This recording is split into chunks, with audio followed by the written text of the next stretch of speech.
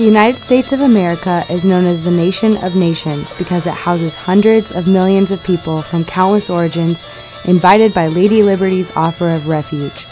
Give me your tired, your poor, your huddled masses yearning to breathe free, the wretched refuse of your teeming shore. Send these, the homeless, tempest-tossed to me. I lift my lamp beside the golden door. Though this open invitation demonstrates human camaraderie at its most sincere, its message has been forgotten in a decade of fear, fueled largely by the media's focus on terrorism and the limited portrayal of Islam as a radical extremist religion. Though these stereotypes are prevalent in American culture and there are over 7 million practicing Muslims in the country, what do people actually know about the Islamic faith?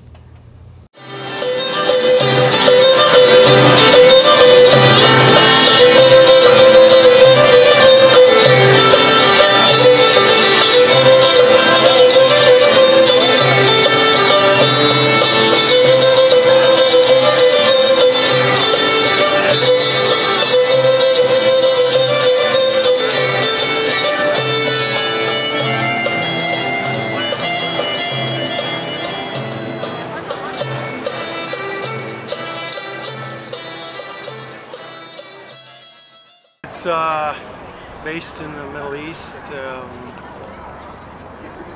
They have a lot of different beliefs than Western culture. They don't eat pork, they don't drink alcohol, several other things. Honestly, I don't know. I'll be honest with you. You know, in Spain, that Islam had a strong presence for 700 years, and that the Muslims and the Jews and the Christians lived harmoniously for much of that time until the Catholic kings came and kicked everybody else out. It is a man-made religion. It is based on fractions from 3 different religions amalgamated into one. Well, it's a wicked, murderous religion as well as a culture. And it should be outlawed. As far as them saying they have a right to kill me if I don't convert. I know it's one of the 3 major monotheistic religions in the world, and my understanding of it is one of values and peace, just like many of the other religions in the world. Well, I was born and raised a Muslim. Also, I'm Palestinian, and it's an Islamic country. Well, there is a shahada, which is declaring that there is no God but Allah, and Muhammad is his messenger. Prophet Muhammad is his messenger. And there's a salah, which is prayer, the Islamic prayer, 5 times a day. A zakah, which is giving charity. A siyam, which is fasting at the month of Ramadan. And al-hajj, which is visiting or doing the pilgrimage, the big black block, people walking around it. So, yeah. One of the most controversial and highly criticized aspects of Islamic culture in America is the hijab. The hijab is the headscarf some Muslim women wear that conceals their hair and occasionally portions of their face. Though this accessory has significant history within the Islamic faith, American culture and media interpret the hijab as a representation of female oppression. My feelings regarding the hijab or the headscarf for the Muslim woman is that as long as it's fine with the person who is wearing that, as long as there is no force there, nobody is intimidating anybody, as long as that's coming from within the mind, if I'm fine with wearing something, that's fine. There should not be any concern for anybody. We believe that the religion is between you and your God, and you choose to believe or practice however you want. So therefore, you want to cover yourself, wonderful. If you don't want to cover yourself, it's all up to you. I have no problem with people who choose to express their faith by wearing the hijab. I think that there are different levels of it, and I do have a problem when I feel that it is forced on a person. And there's also, issues with security. If their face is totally covered, that can cause problems when traveling, airports, crossing borders. And it's also a problem when it's used, for example, men who dress up in a hijab and then are suicide bombers. I have serious problems with that, but inherently I have no problem with women choosing to cover their head. I wear it when I enter a mosque, whenever I'm in a funeral, I wear it, whenever I'm praying, I wear it. So it's not really an issue for me wearing it, but I don't wear it on a regular basis, only in occasions.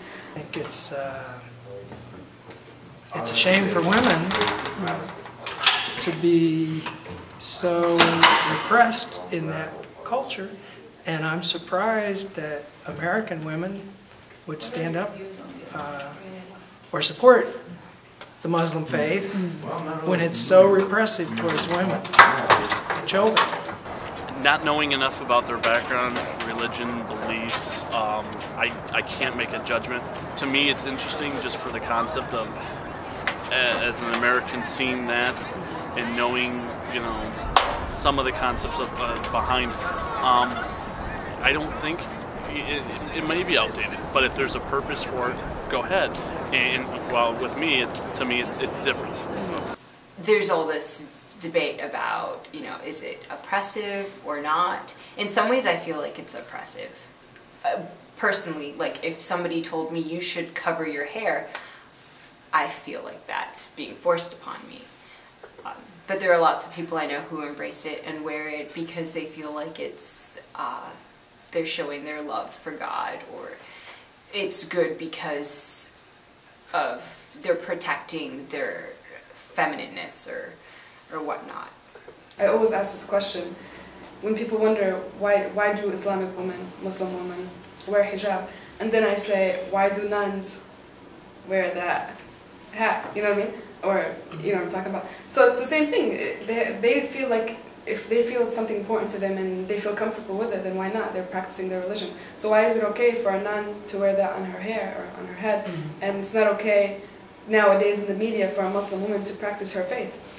The controversy over the hijab seems to be a trivial aspect of a much larger American concern. Should Muslims assimilate to the United States culture to avoid being associated with terrorism, or should those who practice the Islamic faith in this country be able to maintain their religious customs free of judgment and obligation?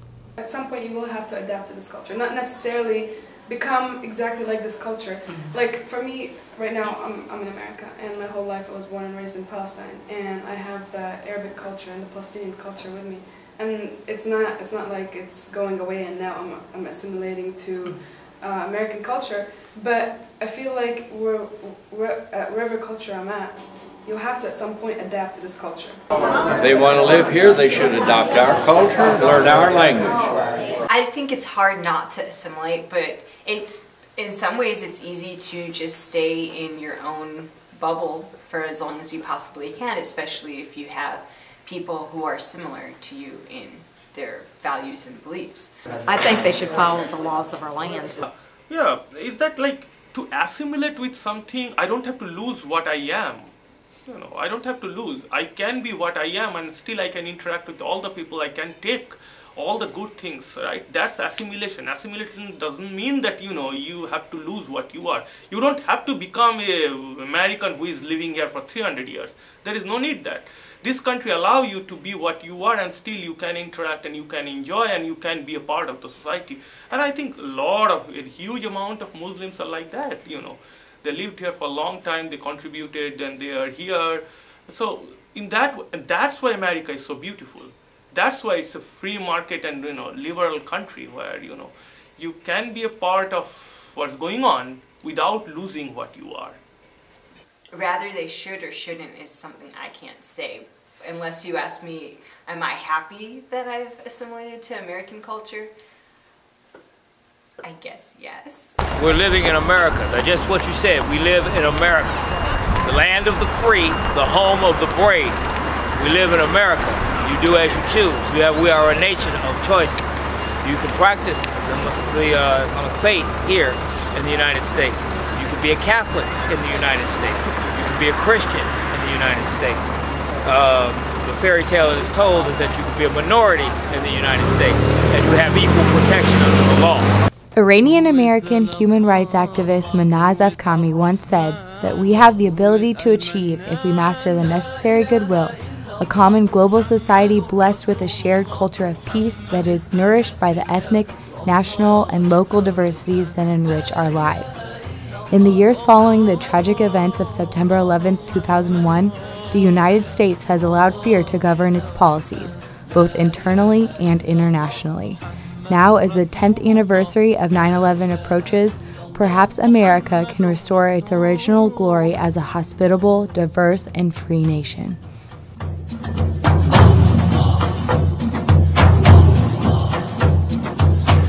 Allahu Akbar, Allahu Akbar, Allahu Akbar.